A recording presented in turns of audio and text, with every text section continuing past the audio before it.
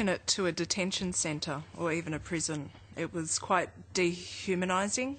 I mean, I teach community welfare, which is based on social justice principles, and they certainly weren't being applied within the college.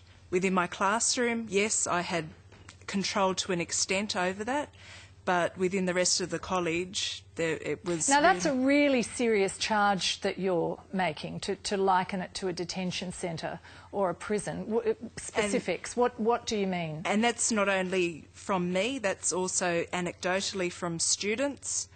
You know, a lot of complaints. I mean, the physical environment itself, broken furniture, holes in walls.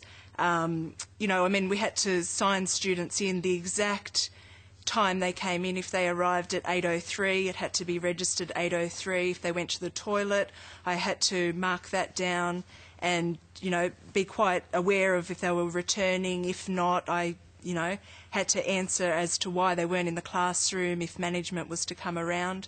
It's all about, in my opinion, this particular college is cashing in on vulnerability of the international students. It's about compliance. That's all. As long as we're working in accordance with the immigration, the education policies, then we can continue to operate and generate the income that we require. And how long ago was it that you were teaching 2007. there? So 2 years ago. Andrew, do you want to respond to that? Absolutely. There is no place for that sort of behaviour in our education system, if that's what's happening. There's no place for that. And if people are behaving in that way, the evidence should be presented to those who are responsible for investigating and regulating the industry. Carl's quite right. Complaints will often initiate an investigation. And that investigation should be thorough. And if that sort of behaviour is going on, it should be stamped out. There's no place for it. Amit, you wanted to say something? Yeah, you know, I think it's fairly widespread and fairly well known that the private colleges, and there are a very large number of what I can only describe as rogue colleges, actually in existence. You need to speak to the students and you'll get to know about it. Well, the students are very reluctant to give specifics, well, I have think to say. they'll talk to you, and I think it's a very heartwarming thing to know that there's a regulation in place, but I'm afraid that this regulation which is in place is really not being able to do its job, because a lot of students are complaining about this. Word has indeed got around, and I also think it's fair to say that a number of education agents are also migration agents. Don't you think there's a little bit of a conflict of interest in that?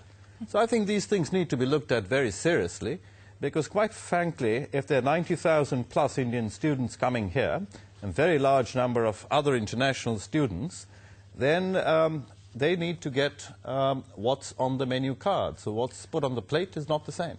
Andrew, I want to get back to you, because there clearly is a problem here. Would you acknowledge that with some of the colleges? Absolutely. Jenny, what I would say is that the vast majority of colleges do the right thing. What we've heard here is that there are a sample of colleges whose performance or behaviour is not what it should be. Well, you've got the immigration minister referring to some fraud and some shonky operators. So that's getting pretty serious when you've got a federal minister saying that. And as I've acknowledged, whilst the vast majority do the right thing, what we have is some people who are not doing the right thing. They need to be held accountable for that.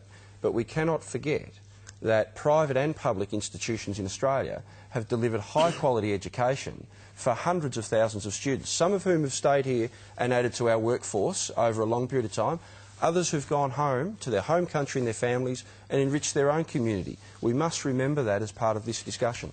Amit, what do you think should happen? You know, I think, Jenny, there's a cluster of issues that need to be looked at. It's essentially in the VET sector with the private college and providers.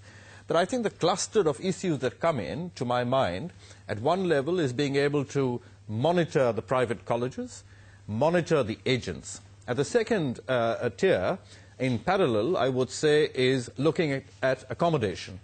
Many of these students who come over here, I think they deserve low-cost accommodation which is near the place of study. Many of them are staying miles away from where they're actually studying. Now, this brings already to the table a whole series of problems. Travel concessions. This is not given in New South Wales, and I believe it's not given in Victoria as well. To overseas students. To overseas students. And I think it's a legitimate demand. It's not a demand on economic grounds. I believe it's a demand on security grounds. And I think it's a very, very good thing to be able to upfront tell the international student community that they're getting travel concessions. I think you'll immediately win hearts and minds, so to speak. So it's important that these issues are all looked at as a package. And when you said that, look, you're getting all these students, are we prepared? In my view, you need to put the infrastructure on the ground in the first instance before you get such large numbers of students coming in. So is that where the anger's coming from? A lot of the anger is coming from in terms of the attacks, as well as being anger about the attacks themselves, that there's a broader, as you mentioned, a broader set of issues, and a set of issues that are creating a vulnerability. You've hit the nail on the head. I think the attacks are really a red herring. If you're going to chase the attacks, the solution to the attacks is having proper policing. But how do you deal with the cluster of other issues? How do you provide them accommodation? Well, Harry, I know that's an issue for you. You've just finished a cookery course. Let's have a look at where you've been living with your fellow students. When Harry and his friends moved into this house, this mess was left behind. When we moved here, it was here. And we asked so many times to remove these things, but still it's 2 months and he didn't take any action, yeah. So it's all junkyard, yeah. 12 Indian students live in this 4-bedroom house, which has no lock on the back door and no stove. The bathroom isn't up to scratch either. If you move here, like this toilet doesn't have a shower head, and totally, again, rubbish.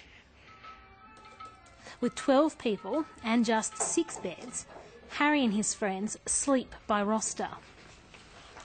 Some people are working in a night shift, so they could probably come in the morning time. So some go to the uni early in the morning, so we organize like that. If it's Sunday, like all people are home, we have to adjust because we don't have choice, yeah. We pay $500 a week, but we pay fortnightly around $1,000, and this house doesn't worth $1,000. So, Harry, what have you tried to do about improving your accommodation? And before that, I want to say one thing. When you guys showed this at my home, yeah, after next day, the owner of the house came to me, and they say, you just move from here. I don't want any media person in my house. I don't want to highlight my house. I don't worry with your issue, what you have an issue with regarding the accommodation. If you want to live, you can live here. Otherwise, you can go from here. So are you saying that your landlord said if we showed that footage you'd get thrown out of the house? Was that the threat? Yeah. That's the threat. And are you aware of anything that you can do in relation to that? Do you know what your rights are? Well, I don't know. You don't know? Yeah, I will simply leave the house because he's the owner and I'm a tenant there. Okay. Yes. Yeah. That street's in the centre of Harris Park. That home's in the centre of Harris Park, and I don't think you can undersell the frustration. When you spoke to the young people on the streets in early June in Harris Park, and some of them are here, Harry was one of them, the frustration that underpinned this, and I think Amit said it, Harry said earlier that there were photographs of the Sydney Harbour Bridge, of large colleges, and I think it's that expectation that builds upon that frustration. And I don't think you can underwrite the importance of that in terms of what went on.